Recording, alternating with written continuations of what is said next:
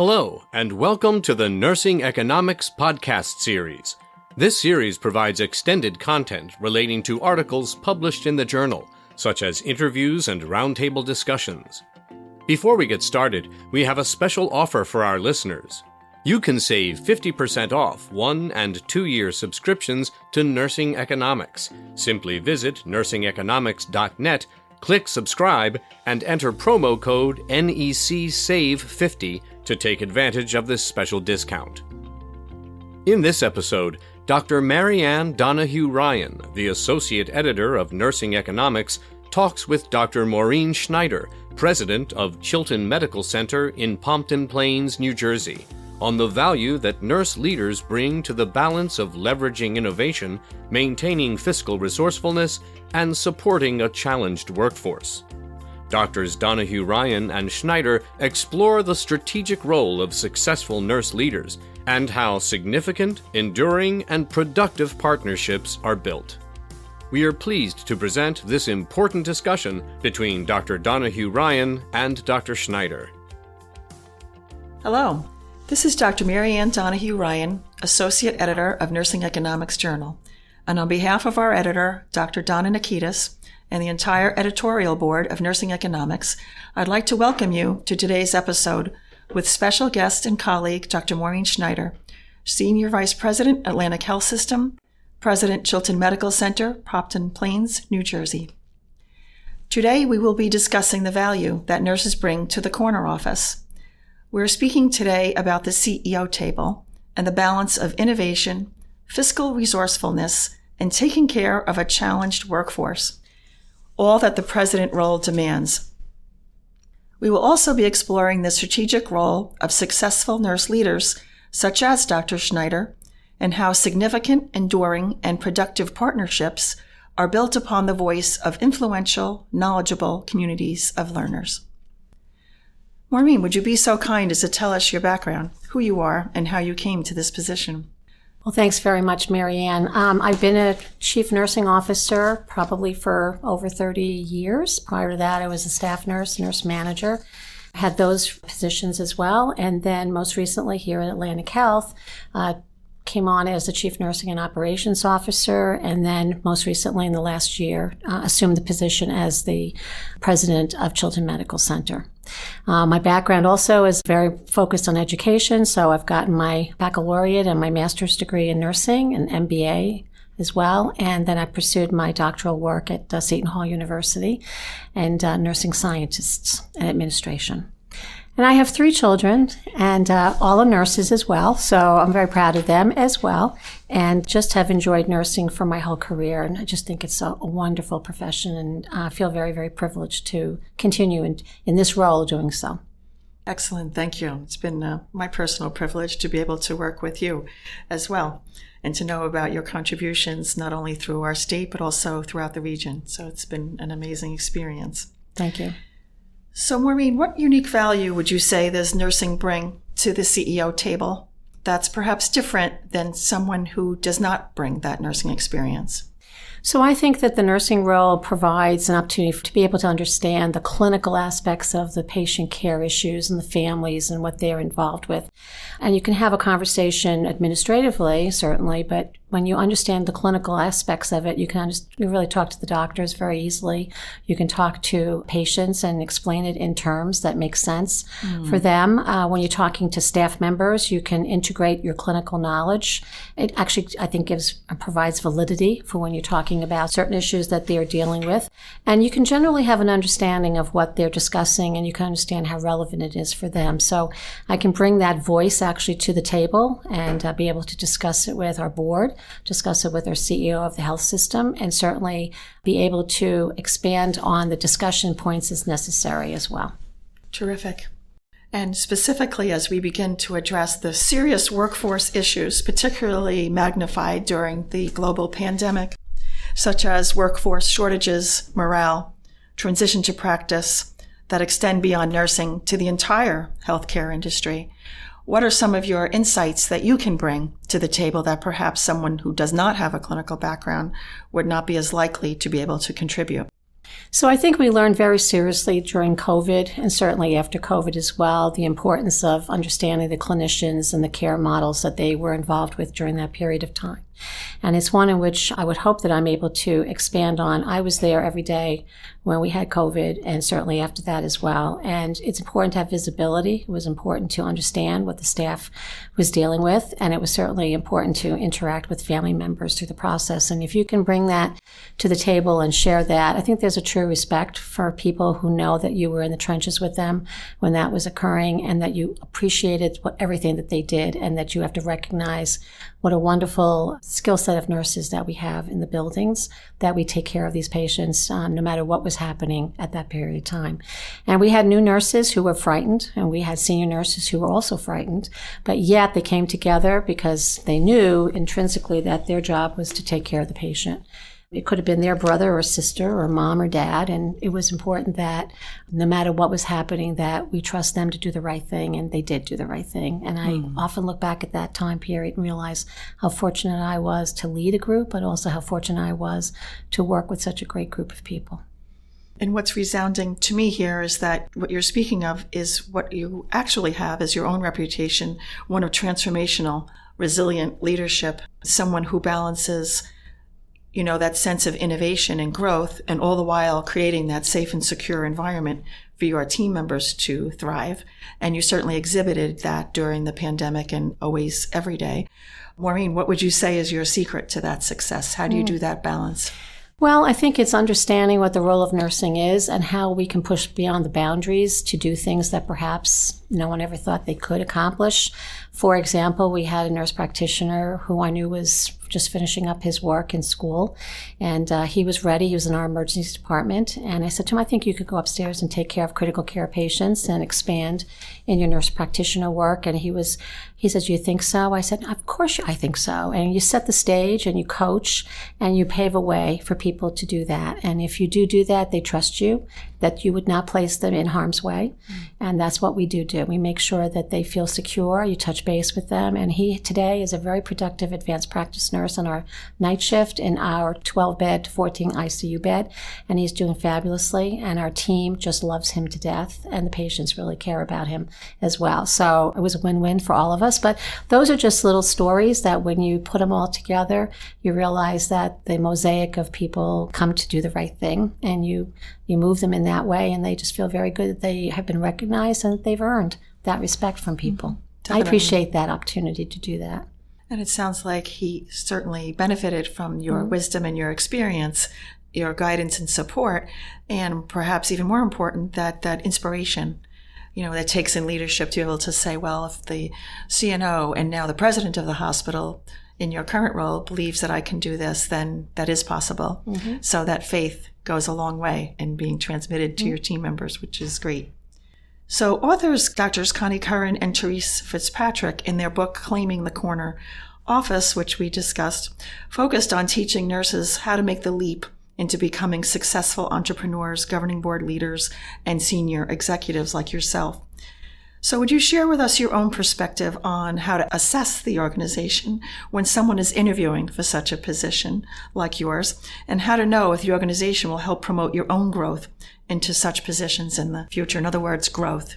So I think when you're looking at positions for the future and you are interviewing, that you really need to ask pertinent questions about what your future goals are and how they perceive helping you and assisting you at reaching those goals. So, for example, for my goals was really to participate actively on boards and be able to go back to school at the same time that I was managing a household and children and also work, to know that if I needed to get to school and leave an hour earlier, or to participate in a program that would allow me to get board development, that my superiors were there to support that endeavor. And I felt that I was very lucky throughout my career that they were there for me.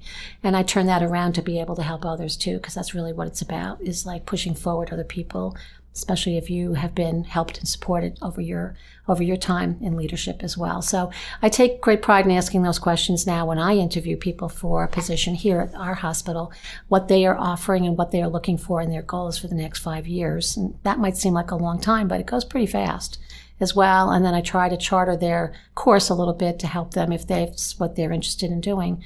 My job is to help support what their endeavors are for the future. Excellent. So in other words, getting back to the question, you feel as though you have an opportunity to give back. So you want to be able to ask the candidate for positions, what are they likely or interested in doing as they move forward, and how you can best shape that. Absolutely. That's terrific. That Absolutely. is excellent. Very good. So that kind of segues into the next question, which is what words of advice would you give to nurses who aspire to a senior level position like yourself? And what's different now and perhaps wasn't available to you when you were an early career nurse leader that you would highly recommend a current nurse leader take advantage of if they wanted to move forward? Well, I see it in a couple of different buckets. So I'm a bit of an educational nut, so I think you have to go back to school. You start off with your minimal degree, and then you move on for your graduate work and your doctoral work. And if you decided to move into business or into another segment of the healthcare business, and that's what you want to learn, that's possibly maybe you want to go into quality, maybe you want to go into risk management, maybe you have other things that you want to accomplish, but I think you need to move up in education. So I think that's number one. Certainly, a staff nurse can certainly also get certified in their specialty, which really helps them to support what their clinical care is and where they're taking their clinical care with their patients. I think after that, it's taking on positions that are challenging and ones that make you stretch and reach for the stars and learn more things. The more that you learn, the more that you can do, the more that you are marketable. And you can jump in. Some things are transferable skill sets, so you can take it from one unit to a different kind of unit, or you can take it from one job category to another job category, and you can build on it from a foundation perspective. But the more you open yourself up to those opportunities, the more you understand what you can be doing for the future. And I think the other is to search out mentors that will support you. And I was very fortunate because I did search out mentors. And in the beginning, I looked for nursing mentors, but as time went on, I actually looked for administrative, executive, CEO mentors. And honestly, I felt that that was very valuable if that's really where I wanted to go. And I actually then got myself on a couple of boards.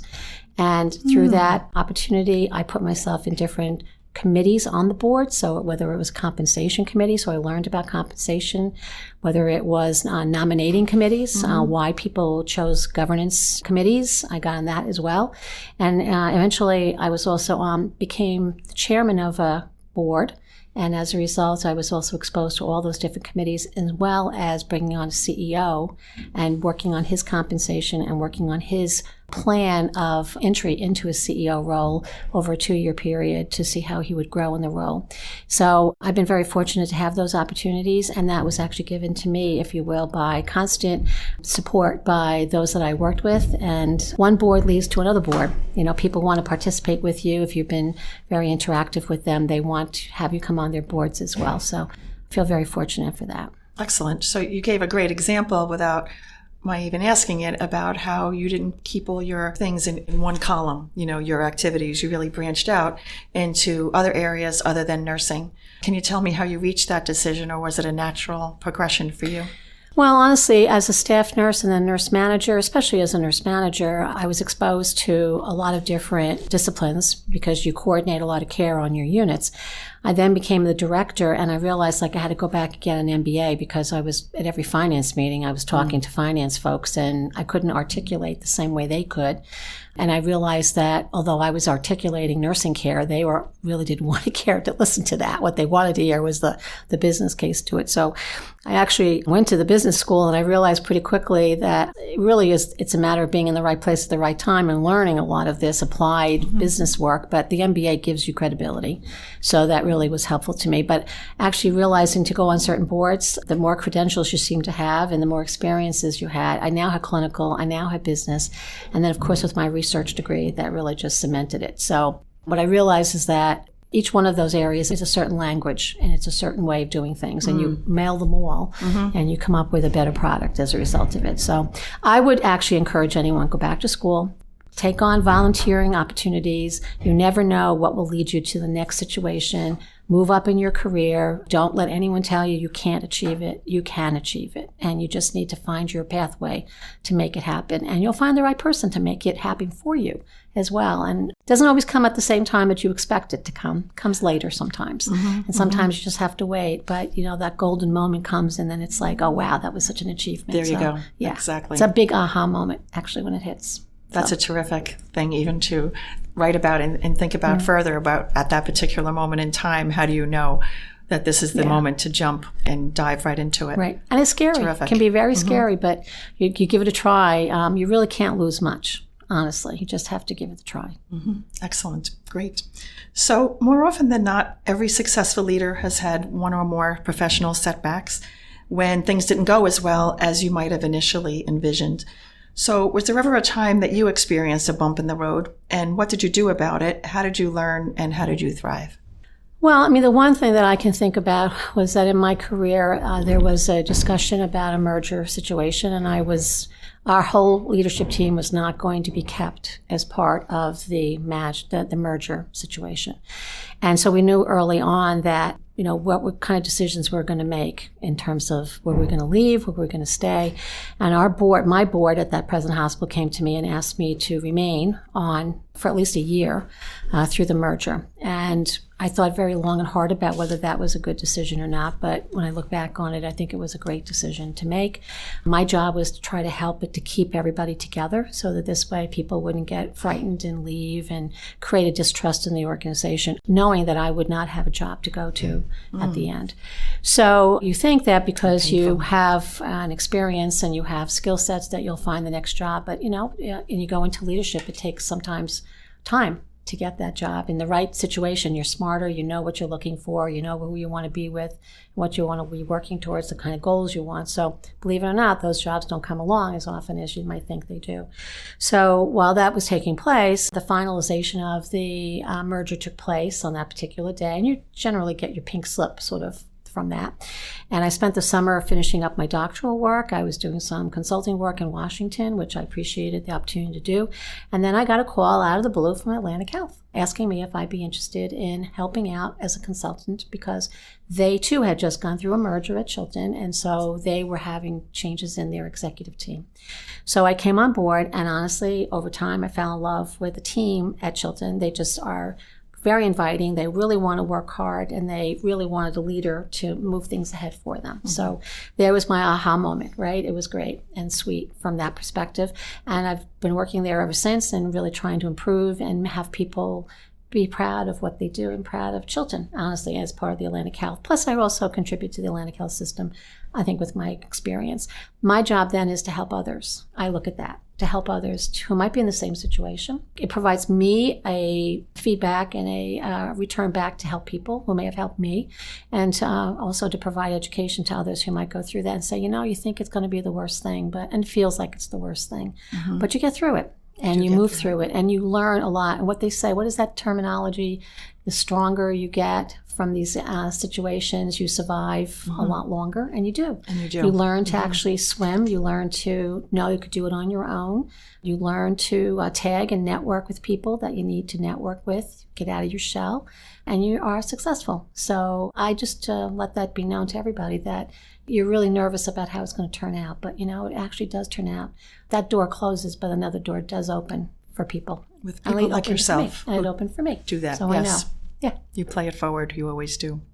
So finally, nurses often undervalue their skills and are less known for marketing or packaging their own worth to even think about applying for promotions.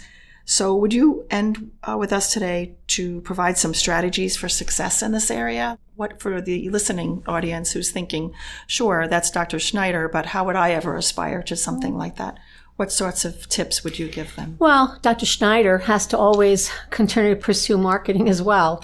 It doesn't come easily to nurses. Generally we were grown up in healthcare services that doesn't promote us to do marketing of ourselves. So in fact, we're told to shy away from all those opportunities, right? So we really don't develop our skills in that area. I would say that hopefully you're working in an environment where perhaps there are people who are very good at that, who would actually help to lift you in those areas. I'm fortunate because I have that opportunity here at Atlantic Health, but I think that we look at other places that we can get it. We can get it in the universities. If you're going back to school, they have opportunities to promote that area. You can go and take a marketing class. You can learn about that. You also have relationships maybe in some of the organizations that you might want to join. I belong to like 6 or 7 organizations. They all have marketing, and now they're getting into digital opportunities so that you can be more exposed. And that's really about taking all those pictures and posting them and actually having comments and additions. People want to be part of that. People want to grow with that. I think we have to learn to move out of our comfort zone. Sometimes that's really hard, but the more you do it, the more you get better at it, the more practice that you take with it. And you got to make it a goal to do it. And if you make it a goal, then you practice it all the time, you just get better and better at it. And I would suggest that people who are really good speakers, people who are really good at wanting to have an opportunity to shine in some ways, join some of the organizations. Join American College of Healthcare Executives. They can join ANA. They can join AONL. They can publish and get out there and speak and do presentations, and that's another way of marketing yourself.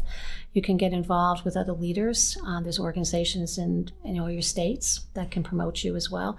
You just got to take the opportunity. No one's going to hand that to you. You're going to have to go search for it. Because if it were easy to do, everyone would have. Then everyone would do it. Yeah, so you got to really, apply challenge it. yourself. Apply it, yeah. Exactly.